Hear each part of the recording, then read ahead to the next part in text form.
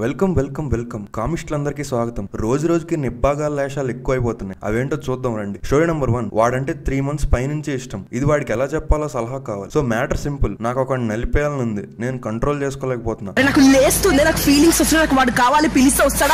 వాడు సింగిలే. సో ఈ వ్యాలంటైన్స్ డేకి చెప్పేస్తా, నో అంటే ప్రాంక్ అనేస్తా. ఎలా వస్తున్నాయి ఐడియాలు నీకు?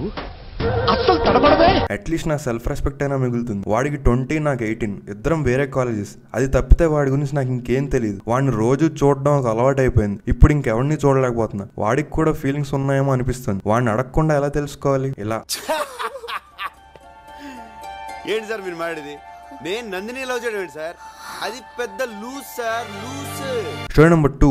వాడికి 19, నాకు 18. ఇది వాడి అప్రిషియేషన్ పోస్ట్. ఇప్పుడు ఇక్కడ నేను షాపింగ్కి వచ్చా. ఆకలి వేస్తుంది కానీ డబ్బులు ఖర్చు పెట్టాలని లేదు, ఎందుకంటే డబ్బులు లేవు కాబట్టి. సో ఇంటికి వెళ్ళిపోదాం అనుకుంటుండగా మా ఓడు నాకు ఫుడ్ కొని ఇచ్చాడు. నా కెపాసిటీ కంటే ఎక్కువ ఆర్డర్ ఇచ్చాడు.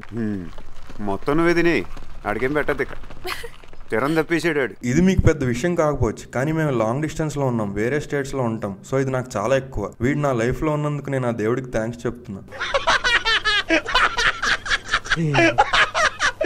ఇప్పుడు అలాగే ఉంటదా? Story number 3. నాకు 18. మా అంకుల్ నా ఫోన్ లో ట్రాకర్ పెడతా అంటున్నాడు. మరి అలా బయట తిరిగితే ఇలాగే డౌట్లు వస్తాయి. మేము జాయింట్ ఫ్యామిలీలో ఉంటాం. అమ్మ లేదు, నాన్నేమో గర్ల్ ఫ్రెండ్ తో బిజీగా ఉంటాడు. మా అంకుల్ చాలా స్ట్రిక్ట్. నా మీద డౌట్ వచ్చి ఫోన్ లో ట్రాకర్ పెడతా అంటున్నాడు. నేను ఒక ఏదోతో ఆన్లైన్ రిలేషన్షిప్ లో ఉన్నా. ఇది తెలిస్తే నన్ను చంపేస్తారు. ఇప్పుడు ఏం చేయాలి? Story number 4. నాకు 20. సీరియస్ అడ్వైస్ కావాలి. 2 years నుంచి జరుగుతుంది.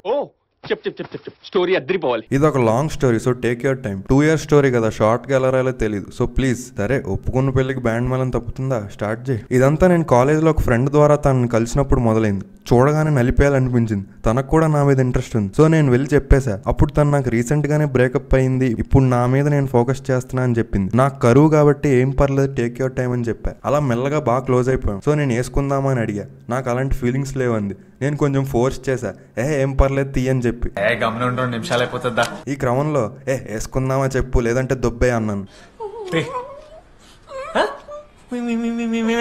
అక్కడే దెబ్బేసానని అర్థమైంది. పెద్ద గొడవ అయిపోయి పెంట అయిపోయింది. 10 days తర్వాత మళ్ళీ ఫ్రెండ్షిప్ కొప్పుకుంది. కానీ అప్పటి నుంచి అసలు పెంట స్టార్ట్ అయింది. కొన్నిసార్లు బాగానే మాట్లాడుతుంది, సడన్ గా ఇగ్నోర్ చేస్తుంది. దీనివల్ల చాలా గొడవలు పడ్డాం.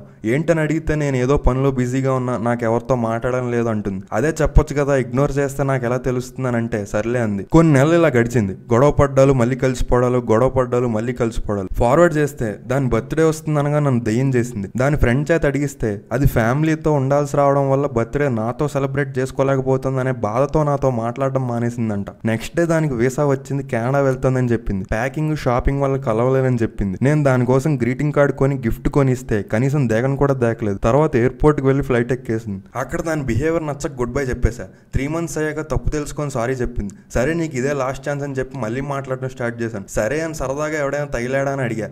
ఎవడో బోగ్గాడు ఉన్నాడులే అని చెప్పింది. నా మనసు విరిగిపోయింది. కొన్ని రోజుల తర్వాత దొబ్బేమని చెప్పా. అది కూడా నన్ను బ్లాక్ చేసింది. కానీ మళ్ళీ సిగ్గు లేకుండా నా బర్త్డే అప్పుడు మాట్లాడుకున్నాం. నాకు నీ మీద నమ్మకం లేదని చెప్పా.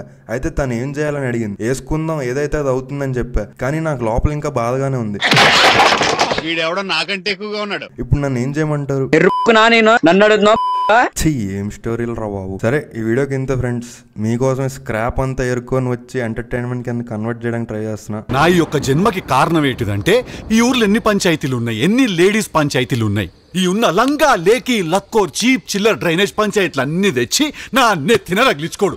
హరి ఓం తత్సత్. So like, share and subscribe చేయడం మాత్రం మర్చిపోకండి. నెక్స్ట్ ఎపిసోడ్ లో కలుద్దాం. ఉంటాం మరి. బాయ్.